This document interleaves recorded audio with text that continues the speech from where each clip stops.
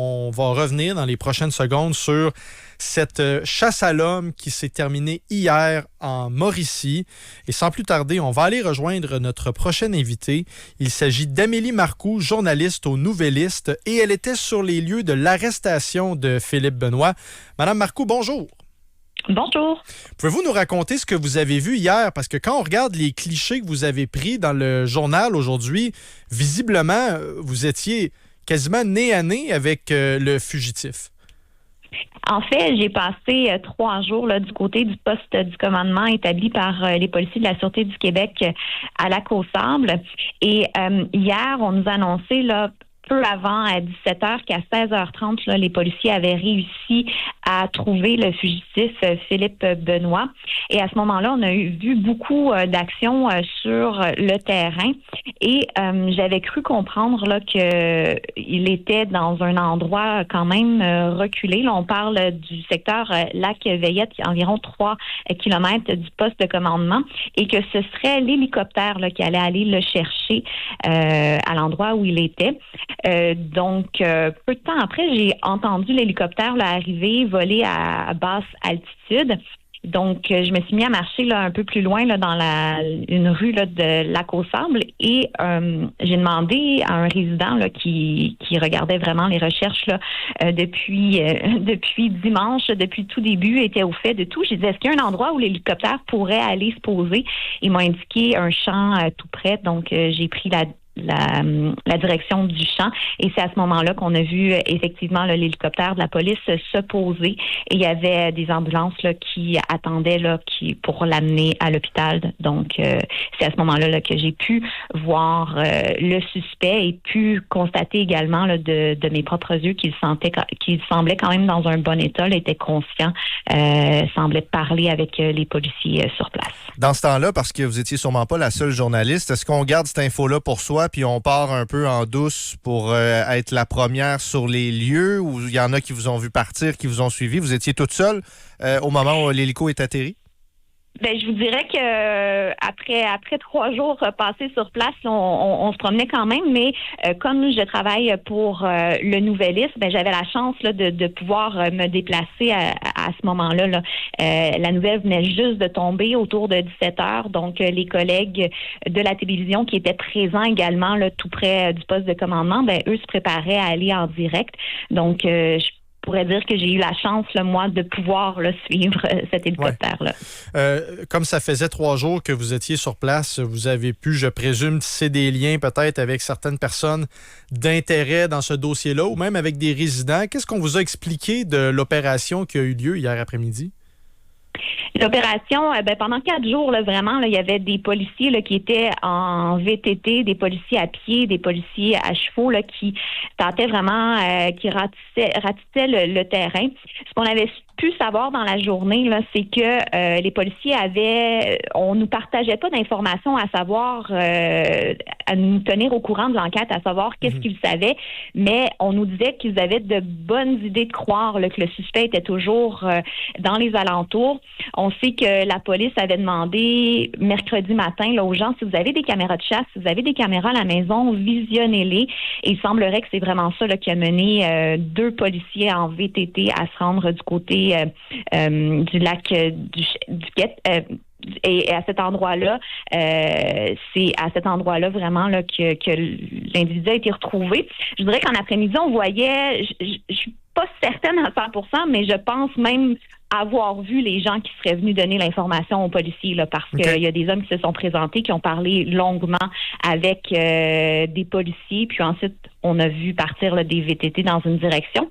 Et peu après 16h30, là, on a vu des policiers s'activer sur le terrain proche du poste de commandement, un policier qui montrait son cellulaire à d'autres policiers, qui est ensuite rentré dans le poste de commandement. Donc, je vous dirais qu'on sentait qu'il se passait quelque chose, mais c'est finalement juste vers 17h là, qu'on a pu avoir la confirmation que Philippe Benoît avait été arrêtés. Et également, vous parliez des liens, c'est certain là, que les gens dans la petite municipalité de la Côte-Sambre là, surveillaient de très près le va-et-vient des policiers. Et c'est justement, j'ai pas son nom, mais c'est justement un résident d'une maison tout près, là, un gentil monsieur qui m'a indiqué où l'hélicoptère pouvait se poser parce qu'on se doutait bien que l'hélicoptère ne pouvait pas aller n'importe où. Monsieur Benoît a été atteint par balle. Est-ce que vous avez entendu des coups de feu? On dit qu'il a résisté à son arrestation. Avez-vous entendu quelque chose de suspect dans le bois ou c'était trop loin pour entendre? C'était trop loin. Là, en fait, moi, j'étais vraiment du côté du poste de commandement. Donc, c'est environ 3 kilomètres de l'endroit où il a été retrouvé. Puis, c'est justement à cet endroit-là aussi le véhicule avec lequel Philippe Benoît était arrivé à la Côte-Sable dimanche, là, c'était tout près de cet endroit-là. Là. Lorsque vous l'avez vu descendre de l'hélicoptère sur une civière, est-ce qu'il avait l'air agité? Vous dites qu'il était conscient. Est-ce qu'il parlait aux agents qui étaient avec lui? Semblait-il blessé? Est-ce que c'était visible, en fait, ses blessures? Ou ça se passait assez calmement? Ça se passait assez calmement. Donc, comme je disais, là, l'hélicoptère est allé le chercher du côté du secteur du lac Veillette, puis ensuite, là, s'est posé tout près du poste de commandement au centre, près de la plage du lac aux Sables.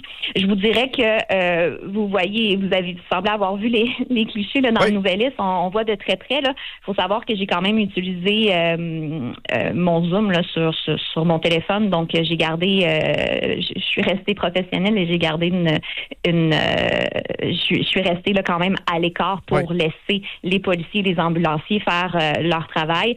Donc, moi, ce que j'ai pu capter, là, c'était qu'on l'appelait par son nom, Phil.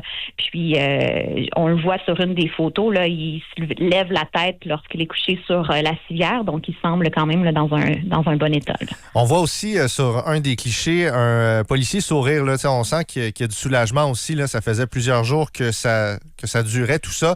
Est-ce que c'est ce qu'on ressent aussi au sein de la petite municipalité après finalement cette arrestation, après 4 jours assez intenses? Est-ce que on sent qu'il y a un chapitre ou une page qui vient de se tourner? Effectivement, on l'a très bien senti. Là, dès que la nouvelle est tombée, là, vers 17h, d'ailleurs, les policiers qui étaient très nombreux, là, on n'a jamais su le chiffre exact, mais on nous parlait de dizaines de policiers là, qui revenaient tranquillement là, au poste de commandement, soit en VTT ou à pied, en véhicule. Tous étaient tout sourire, se félicitaient. Et il y a également là, des gens du secteur, des résidents de la Côte-Sable, mais également beaucoup de gens qui sont permanents du côté du camping de la Côte-Sable qui venaient voir. On a entendu des gens féliciter directement les policiers pour leur beau travail. Des gens aussi dire on va un peu mieux dormir. Il faut sentir que les gens n'étaient pas trop inquiets dans la municipalité parce qu'ils sentaient qu'il y avait une bonne présence policière, qu'on avait fouillé leur maison, leur cabanon. Mais même des gens disaient à la blague, on va recommencer on n'aura pas besoin de barrer notre porte cette nuit-là. Vous savez, c'est une petite municipalité, il y a vraiment une convivialité à l'endroit. Avant de vous laisser aller, hier, on était à la 4e journée de recherche. Est-ce que vous sentiez sur le terrain que de plus en plus, on cherchait quelqu'un qui n'était plus en vie ou on avait la même vigueur dans les recherches? On avait la même vigueur. Je vous dirais même qu'on se questionnait. Je viens de vous le dire, on ne nous a jamais parlé du nombre d'effectifs policiers sur le terrain. On parlait seulement de dizaines. Mais il semblait avoir plus d'effectifs sur le terrain. Ce qu'on avait pu apprendre du côté de la porte-parole de la Sûreté du Québec, c'est que dès mardi matin, on avait eu d'autres informations du public après la diffusion lundi en fin d'après-midi de nouvelles photos de Philippe Benoît, des photos plus récentes. Et la porte-parole de la Sûreté du Québec nous disait, dès que ces photos-là ont été diffusées, on a eu plus d'appels, des gens qui, ben oui, finalement, on l'avait vu. Puis, mercredi dans la journée, des appels ont rentré. J'ai posé la question à la porte-parole de la Sûreté du Québec. Elle me disait qu'il y avait environ une 50aine d'appels du public qui étaient rentrés là, mercredi. On totalisait mercredi matin une 50aine et mercredi en fin de journée environ 70. Donc, une 20aine dans la journée qui étaient rentrés. Ce n'était pas toujours là, des informations pertinentes, mais les policiers vérifiaient vraiment toutes les informations qui rentraient. Là, il va comparaître cet après-midi. Est-ce qu'on comprend que ce sera au Palais de justice de Trois-Rivières? Avez-vous cette information-là? Ce sera de ce qu'on appelle en visioconférence. Donc, possiblement là, qu'il est toujours à l'hôpital, Oui. mais c'est une information qui n'est pas encore confirmée. Mais on sait qu'il y avait un mandat d'arrestation qui avait été lancé lundi après-midi contre Philippe Benoît, et on parle vraiment là, d'accusation meurtre premier degré, qui est l'accusation la plus sévère là, Oui. du code criminel. Amélie Marcoux, merci beaucoup d'avoir pris le temps. Ça me fait plaisir. Bonne Au journée. revoir. Amélie Marcoux est journaliste au Nouvelliste. Elle était aux premières loges de l'arrestation hier de Philippe Benoît, 41 ans, qui est maintenant accusé du meurtre au premier degré de son fils, Ryan Deschenaux, 16 ans.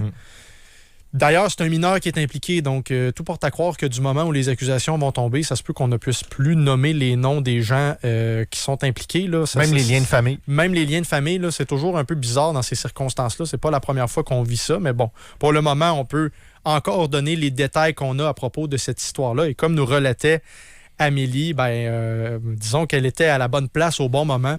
Et puis là, ça se retrouve dans Le Soleil, évidemment. Là, c'est les coops de l'info. Là, donc, ce sont des médias qui sont affiliés. Elle a pu prendre les clichés de Philippe Benoît, qui a été atteint par balle.